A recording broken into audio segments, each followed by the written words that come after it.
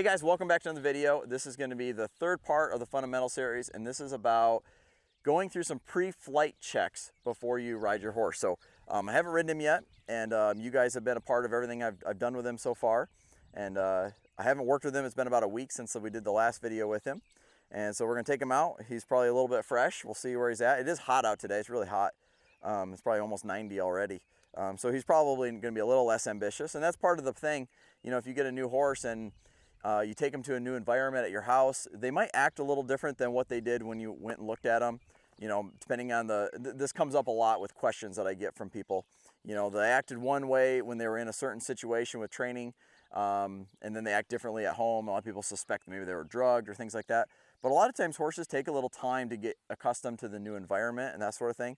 So keep that in mind, especially if it's cold weather, if it's windy, if it's springtime, if they're getting used to herd dynamics. There can be a lot of other things going on in their life in addition to you riding them in a new way.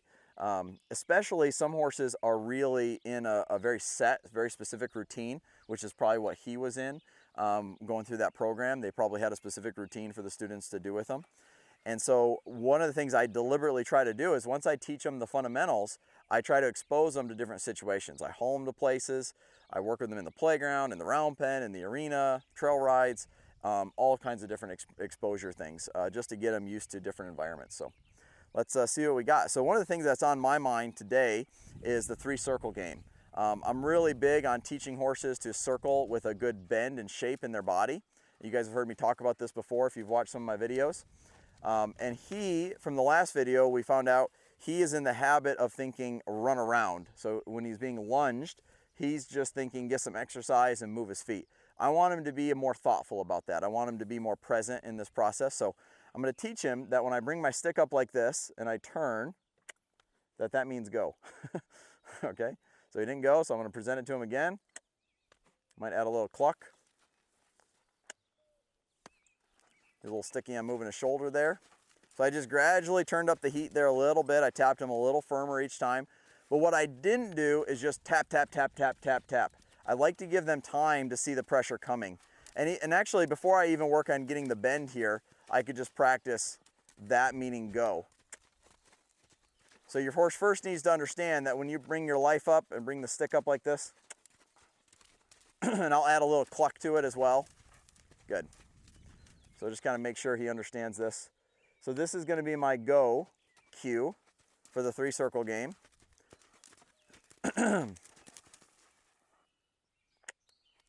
I like that. That was good. So that was a response and not a reaction that time.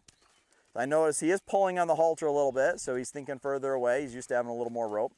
And now I'm just going to put a little bend through his rib cage while we do this. So I'm being mindful of not being in the kick zone when I do this. Now he read that as speed up.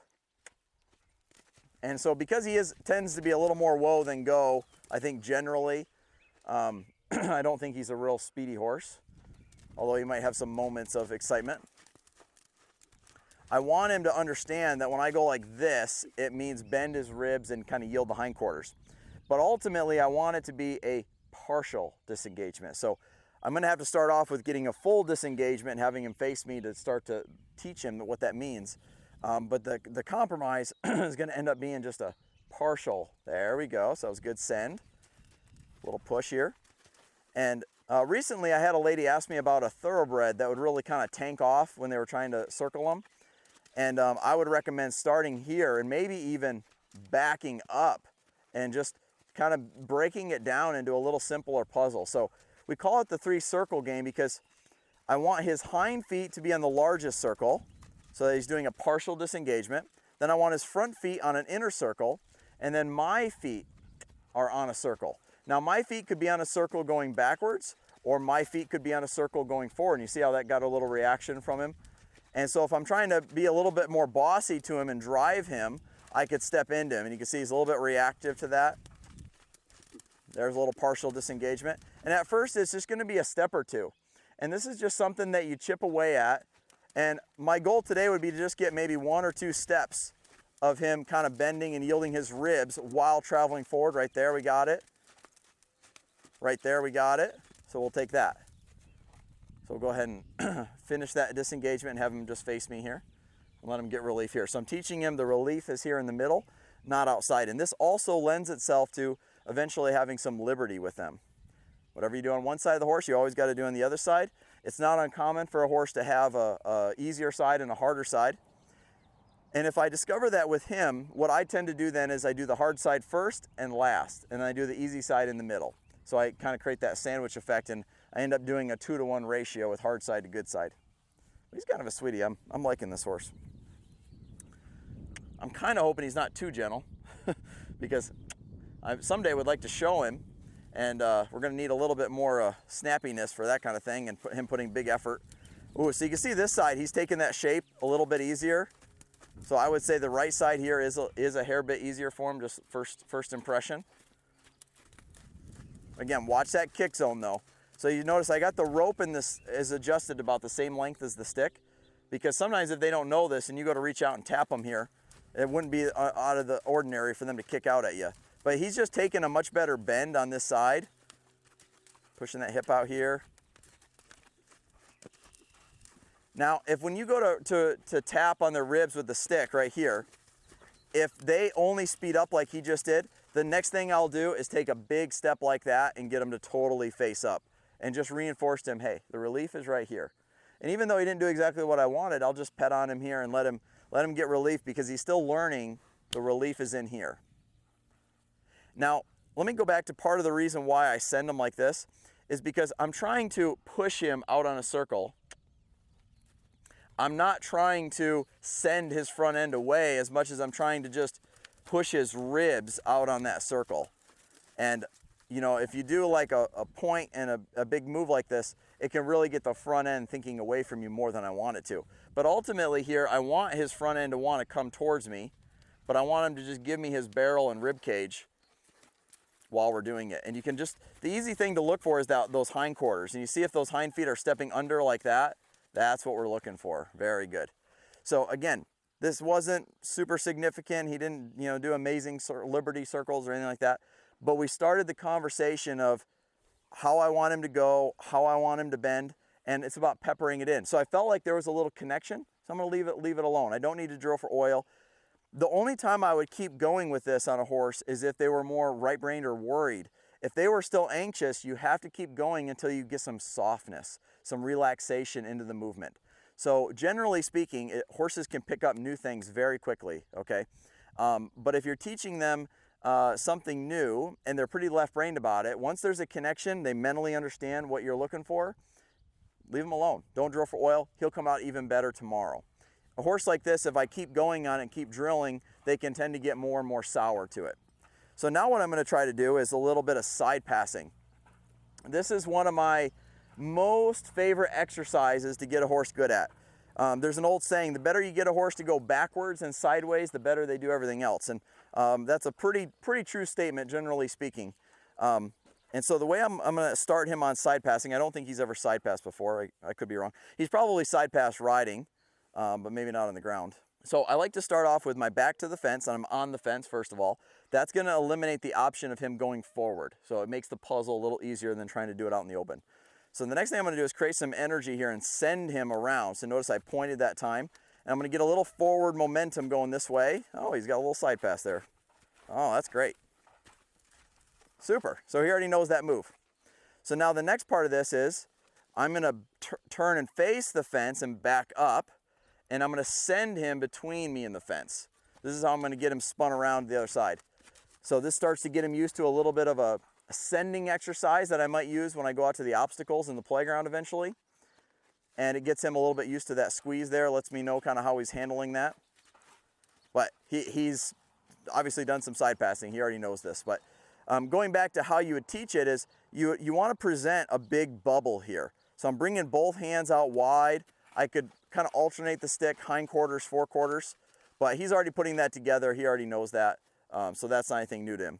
Now again, to reset the other way, I'm going to back up, face the fence, ask him to go in between me and the fence and just see how he kind of handles that. A lot of horses are going to want to speed up there. If they speed up, I do a strong hindquarter yield on the other side. So the relief is them going through me in the squeeze. We want to teach horses that the relief is in the squeeze. So you can accomplish that by, if they hustle through there and they feel pressure there instead of relief there, add pressure on the other side. Let them get all the way past you and then do a strong hindquarter yield on their side. And eventually they'll start to go through there a little bit slower as they anticipate pressure coming on the other side.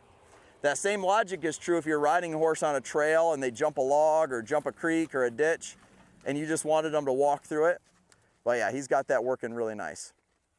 So to take side passing with him to the next level, there's a couple of stages. The first stage would be, I want to try to do less. I want to try to get quieter. So I go from being big and noisy with it, trying to make it clear, kind of exaggerate to teach, and then I'm going to refine it to where I can just kind of walk into him like this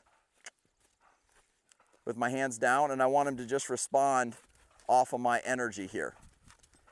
The second thing I'll look for there is for the feet to synchronize. So his front left and his hind right, and his left hind and his right front to synchronize. Very good, very good. And at this point, I'm not going to be super picky about him being exactly perpendicular. He can be a little bit of an angle, maybe up to a 45-degree angle. That just lets their mind free up to say, we're going to go that direction. So if you got a horse getting a little bound up in your side pass, let them go with their nose first a little bit and give them confidence that that's the direction we're going to go. Then the last thing that I'm going to add to side passing on the fence is head down. So I'm going to try it coming back at you here. And just to confuse you guys and mix things up, I want to send him the other way this time. So you can do it either way. You could just stay here and send him this way or the way I showed earlier. But what I'm going to do now is I'm going to get a little closer to him, and I'm going to put a little feel down on the halter, and I'm going to see if he can not only side pass, but side pass with a little bit of head down. This just adds another variable to it. So I want him, he can do one or the other, but we're trying to put the two together here.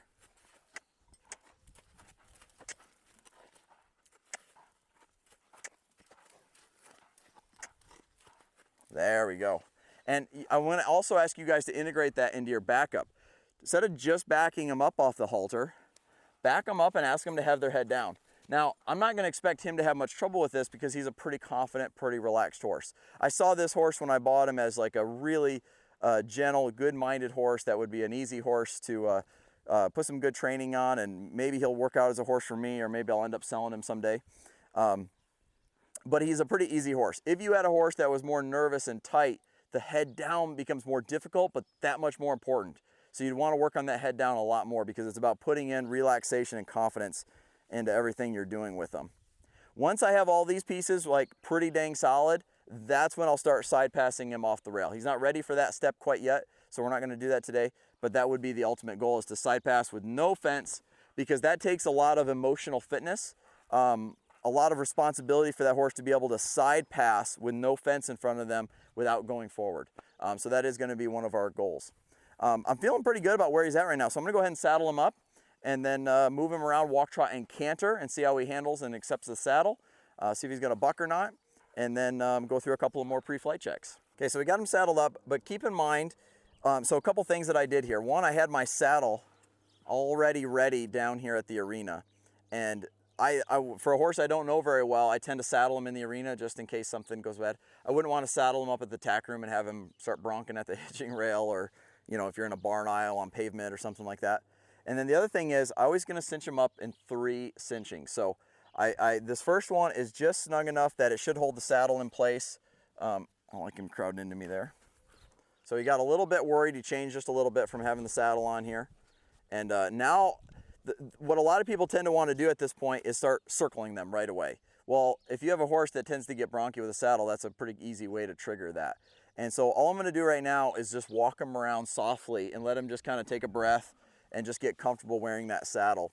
I am going to be mindful that he could start bronking, so I'm going to keep him a little bit at a distance from me. Just blocking him there with the stick. Because if they get scared, they can start kind of jumping on top of you. Now, this isn't a colt start. This horse has been ridden probably 30 times. But he hasn't been ridden in a couple of months. And I've not ridden him, so I want to find out where he's at and not be surprised by anything. So I'm just trying to drift around with him, but I don't want him jumping on top of me. And I just want to give him a little time so I can tighten up that cinch a little bit more. You can see he's starting to relax there already, wearing that saddle. The big thing is don't just push him into a canter on a circle right away. That would be the last thing I would do. Even if you just stand there and pet him and let him just wear it at a standstill, that would be okay too. That would accomplish a similar thing. Now, if he were to start bronching, the saddle's not on tight enough at this point that it would really hold well. So if he did start to buck, I would stop him, I would interrupt him, let him decompress, and then move him on again. When you're colt starting, I like the colt to find that answer on their own, and so I'll let them keep moving around for the first 2, maybe 3 days.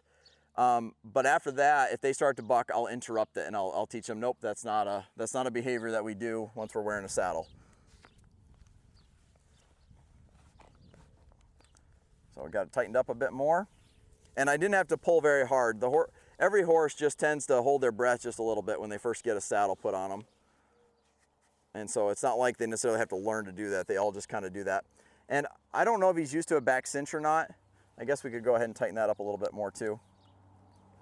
But I'm not going to make it too snug because I don't know if he's used to it or not. So don't know if that's going to be a variable. And now I'm going to put him a little bit more onto a circle here. But to me, he is acting a little different now that he's wearing a saddle. And I want to get him back to the way he was before he had the saddle on. You can see his back kind of rounded up. He's a little hunched up here. So we're just going to let him walk around and just get comfortable packing that saddle. And again, this is stuff you have to expect with a green horse. He's a 3-year-old. He's only had a handful of rides, in the scheme of things. And it's also a new environment, him getting rode here at my place versus the environment that he was in. In fact, I think he was born and raised there, so he has not had a lot of exposure to different places.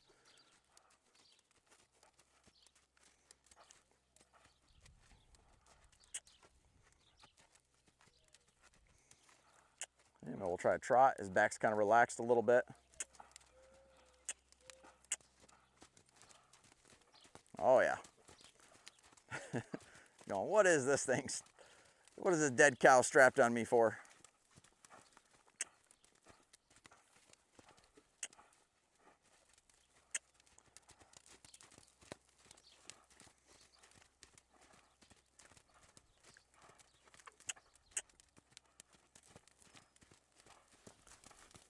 And this is a good reason why you want to do a little groundwork. Imagine if I just got on him, I'd have to ride through that. I like to think I could ride that, but I'd rather be prepared than lucky, as you guys know. And so for me, I'd rather see that horse move on the ground. And he's not breaking in half, bucking, but you can see he's not totally accepting the saddle yet. And so I don't need that to be a variable while I'm sitting on him. So it's just about moving him around. I'm not trying to tire him out or anything like that. I'm just trying to move him around and get him settled into the feel of the saddle. Everything's nice and soft. And I'm not going to canter him until he can walk and trot. A lot of people get really focused on the canter, but he needs to be able to walk and trot before he canters. I don't know. He's kind of cute doing that because that's not, for some reason, it's just not that intimidating. I've seen worse.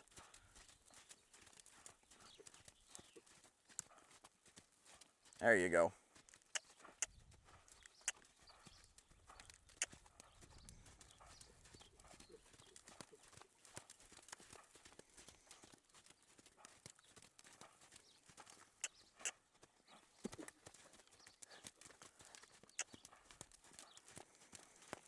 What's interesting too is it's actually typically more common that a horse will buck a little bit with the cinches in the saddle than on a horse that's more whoa than go than a horse that's more go-y. They typically just tend to kind of run around. Not that they can't buck, but it's not uncommon for a horse that's more sticky to move around for them to think about bucking. So that's getting a little better. Now, one thing I haven't heard from him yet that I would like to hear is the noise. I haven't heard him blow out and really relax through his rib cage yet. And now, knowing what I'm seeing here, I probably would have cantered him tomorrow. If I bring him out again tomorrow, I'll probably canter him on the ground first before saddling him. So I'm gathering information here a little bit as we go. Because by cantering him, it'll get him to breathe through his ribs a little more, because that's where there's tension, is in his rib cage. And so that'll help with that. The 3-circle game will also help with that, but you're going to have to do it at a trot. And because he's learning it, I can't really use that yet. but that would definitely help. There's a blowout. There we go. That's a good deal. So that means he's turning loose through his ribs, starting to get more accepting. So maybe now we could ask him to canter.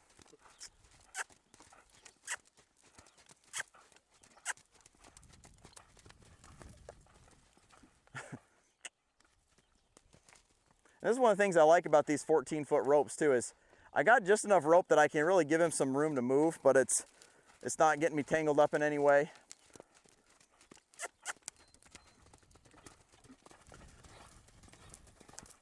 There we go. You can see his feet are still discombobulated, which tells me there's not a lot of connection to his feet yet. That was a little better. He came out on the correct lead that time.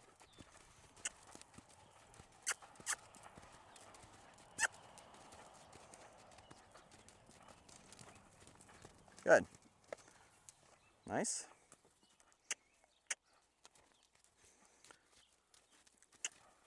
I hope the microphone kind of picked up on that blowout. That's a really strategic thing that I kind of look for with these horses. If they blow out, that tells you got a much better chance of having a good ride or a good training session after that. If they haven't blown out yet, they're usually still holding tension. So 3 circle game, side passing, and cantering would be 3 of my go-tos to help a horse get relaxed through their ribs. And I would guess with how much bucking he's doing. In fact, let's do a little experiment right now. I was gonna say is I would guess he probably is not used to a back cinch. So let's test that theory a little bit. So I'm gonna drop this down and lope him off again. And that's the only thing I'm gonna change. And let's just see if he moves differently. Because I would have expected him to get a little better with the saddle by now. And so that might tell me that the back cinch is new to him. Which is not a big deal, but what I might do is a little more rope therapy. Those of you that watch my videos, you've seen me, put that lariat rope on their body all over and get them used to steady pressure.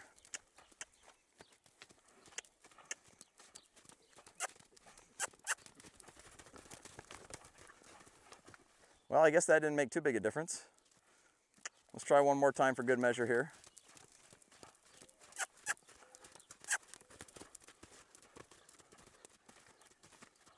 Because I am suspicious that he's probably not used to a back cinch. I don't remember seeing many of the kids. I never thought I would call college kids kids, but I guess I'm getting a little older now.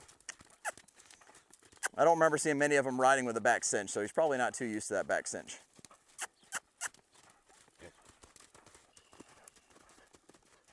Because to me now he's just kind of playing and being goofy out there.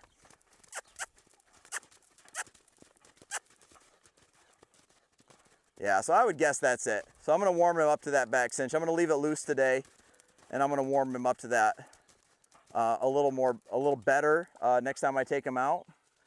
And do some rope therapy where I put that rope around him and pull on it and release and give him a little chance of learning that. Because if I don't do that, if I just saddle him up and tighten it up and say, well, just deal with it and he'll get better, which is a lot of people's kind of thinking. And some horses will. He probably would. I think he's a gentle enough horse, he probably would. But some horses won't. Some horses will come out and they buck several days in a row, and now you've taught them, get saddled up and start bucking. And that becomes a habit that can be really hard to break later on. And so what I would rather do is be prepared and go ahead and take time to teach him to get comfortable with things squeezing him around his barrel further back from where that front cinch is. There's another blowout. So he's getting looser here as we go.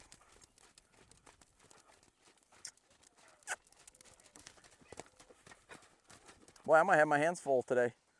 We'll see.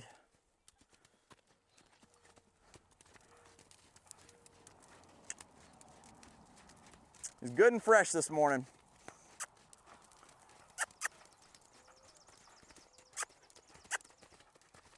So again, he's still cross-firing, so you can see he's still distracted by that saddle.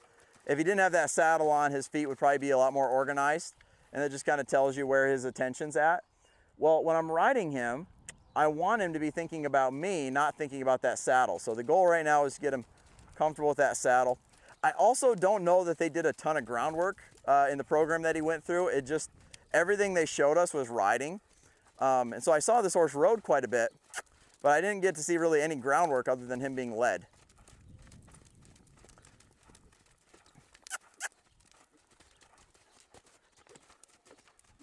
I mean, he obviously knew how to side pass and circle, so he had some. There we go. Now that was a good departure, finally. He took the correct lead. He looked more comfortable. It looked more rideable. So I'll bring him in and let him sit. So notice I call that I kind of just played through a lot of the commotion that he had. He had a lot of commotion. And this is where if you have a chance to kind of learn hindquarter, forequarter yields, sending on a circle, and you can just go with the flow there, it can really help be patient enough and work through that, play through that until the horse comes out the other side, and then finally find a spot to kind of release them on and let them get relief in a good frame of mind. That's where there's really levels to this of how you're playing with the horse. It's like anybody can grab the rope and the stick and start swinging things around, but can you do it with feel, where you pick the right amount of pressure, and then can you do it timing, where you add pressure when the horse is doing something you don't want, and release when the horse starts to do something that you do want. And that's where there becomes levels to the horsemanship game, and leading to results that are either more efficiently where you want to go, or getting to where you want to go at all.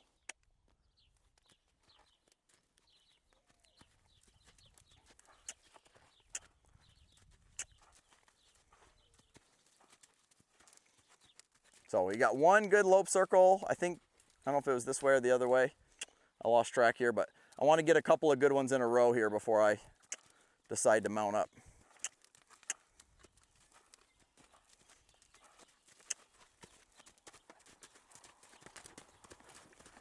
Not a good one. And see, that time I'm going to go ahead and just interrupt him. So I let him kind of run into the rope there. We're just going to ease him off again. So I'm going to start cracking down on that just a little bit, and basically just interrupting him when he thinks about bucking.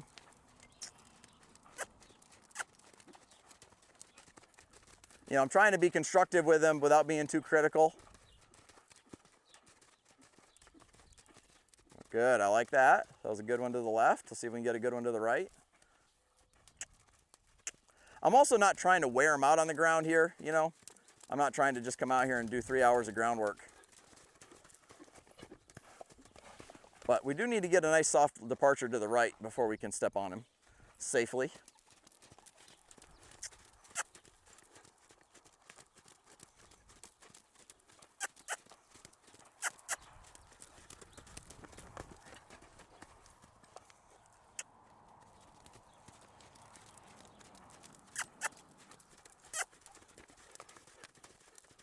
That was better.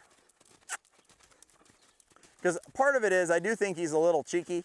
I don't think, the way he's bucking too is he's not like blowing up and sucking back and really protesting the saddle. I think we kind of got his life up here. There we go. That was another good one. It's real soft. Good. We'll bring him there. Because part of it is too, I probably won't canter him under saddle today. I'll probably just walk and trot as I get to know him. I like a horse to get pretty solid at walk and trot with their steering and their impulsion before I canter him. Because if I canter him and he does that, I'm going to end up having to put more pressure on him to try to stay on him and get through that. And that's ultimately not what I want to have to do. I want to release him to the ride. So the idea here is warm up strong to ride soft. So I can't get on him and ride him strong then.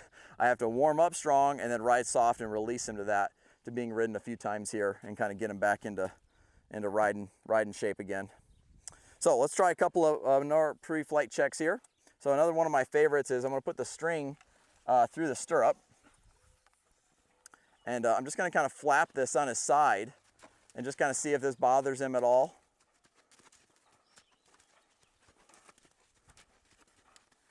Good, I like that. In fact, it's actually helping me get a nice bend. Now, the other thing, if you wanted to make this more challenging, you could run a longer rope up and over the saddle and connect it to the offside stirrup. I'm not going to do that with him. I don't think he needs the whole toolbox thrown at him today. I'm just going to go through a handful of these more simple ones. But we have other videos on like the whole pre-flight checklist. Today what I'm going to do is I'm going to go through the ones that I think he needs. So I'm just going to test out just a few of these things.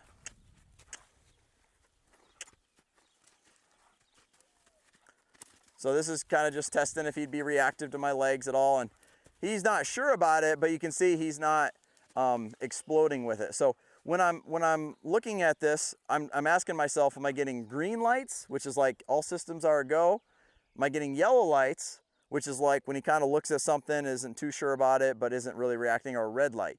So the only red lights he's given me today was the bucking with the saddle. initially. And so we worked through that until we got some nice canters. Now all I'm going to do is check some lateral flexion, and I'm going to do a rope around the horn technique here. And this will simulate kind of putting him in a little bit of a bind and see if he wants to get reactive or buck with that. So if you guys remember from the previous fundamental video, I stood on his side and I put the rope up and over and all the way around just above his hocks and asked him to turn face and follow from there. For this one, I'm just gonna put it over my saddle here. I could put it around the seat too. That'd be a little bit easier, but I'm gonna test him with a little harder one. So I'm gonna get his head started here and just hold this, and I'm gonna see if he can work his way out of this bind. Because basically when you're sitting on the horse with the saddle and everything, they can feel claustrophobic. So this is just a bind that I like to ask horses to work through. A friend of mine named Jake likes to call this burpees for horses, because it's like they have to do so many things in this one move. Now I'll just flip that rope over so it doesn't get hung up on anything. I'm clucking to him. I should be patient here. I should just wait. But to me, he didn't look like he was going to be reactive to that at all. Very good. But you know, it's like if you do a burpee where you jump on the floor, do a push-up, come up and jump up, it's kind of like a whole body workout. And he likens this exercise to burpees for horses, because it's like they're having to do a lot of yields in this one move. And I kind of agree with that. It's just a really good little pre-ride check. And if you were to panic and run backwards, I would just drift, like right here, I'm gonna drift with him. So I'm keeping the same pressure on the rope and I'm just drifting with him. So he didn't get relief for backing up, but I didn't hunker down and get him panicked in that mode either. I just went with it, and I'm gonna wait for him to find that answer. So if he wants to get relief, he just has to turn out of it. And this is similar to if we're riding them, doing an indirect rein, where we'd ask them to yield their hindquarters and tip their nose to the side.